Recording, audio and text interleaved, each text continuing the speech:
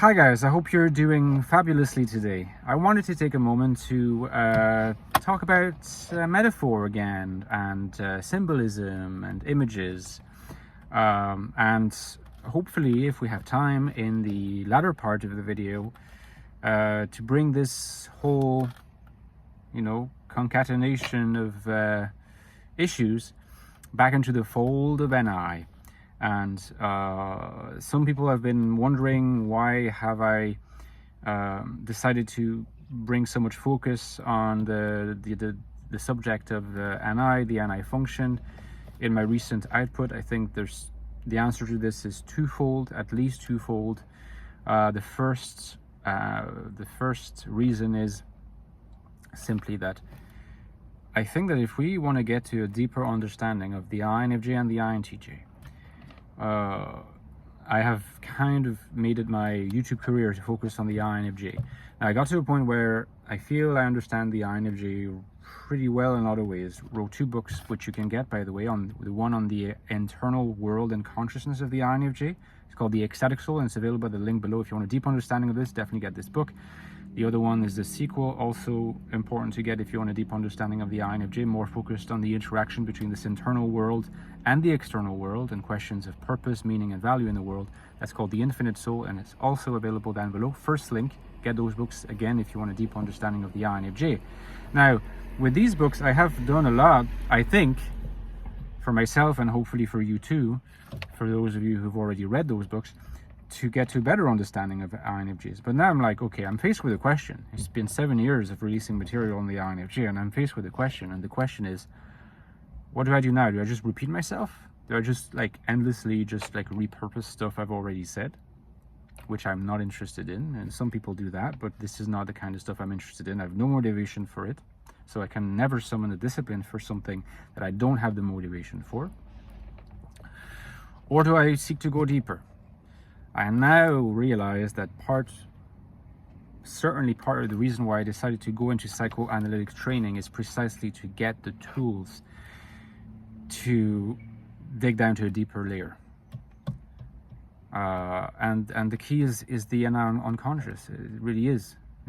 If you want a deeper understanding, as I do want a deeper understanding of the INFJ and the INTJ, because the INTJ is involved in this too, then certainly you have no choice but to there's a train passing, hopefully that won't be too loud.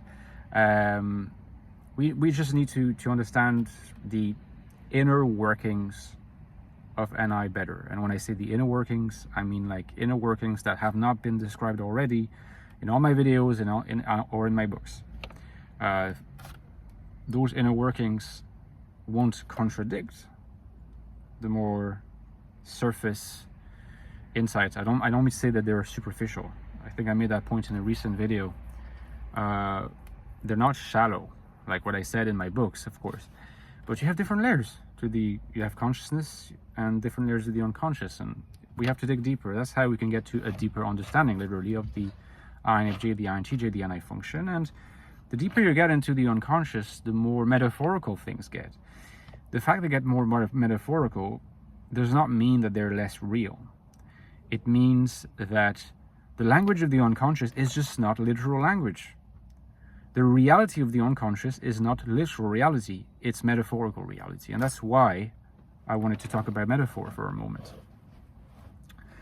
A lot of people think that metaphor is just a figure of speech. In other words, that you can write a text and kind of have metaphors in there. That you decide that you can have a few figures of speech, maybe you have a few metonymies, maybe you have synecdoches, maybe you'll have this, maybe you'll have that, and maybe you'll have some metaphors, right?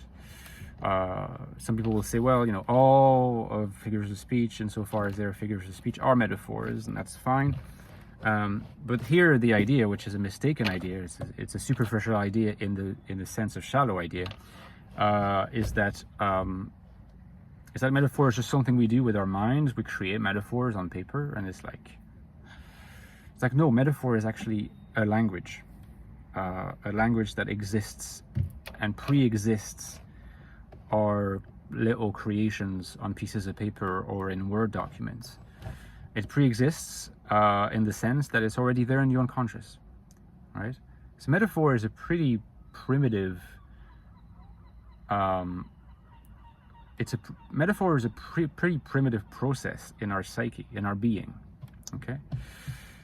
And from this perspective, when we feel like we're creating metaphors on pieces of paper, like what we're doing is really expresses at the various levels of depth and insight and acuteness and attunement, a process that is already in existence. We're just speaking it, right?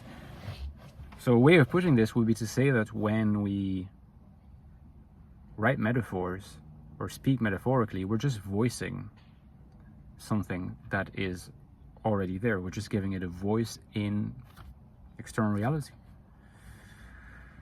in social reality, in conscious social reality. But it's already there. It's already there in the unconscious. And so in order to understand the unconscious better, you need to understand metaphor better. And it begins with this notion that metaphor is not something that we just come up with. It's something that describes a pretty primitive process that is in the unconscious, and that, as it happens, NI is a function that happens to be uniquely sensitive to the workings of metaphor. And so you can translate this proposition as NI is uniquely sensitive to the language of the unconscious. That's why Jung was an NI dominant. That's why Melanie Klein was an NI dominant. That's why so many psychoanalysts were and are NI dominants. That's because they come into the world with a certain kind of advantage. They have equipment. They have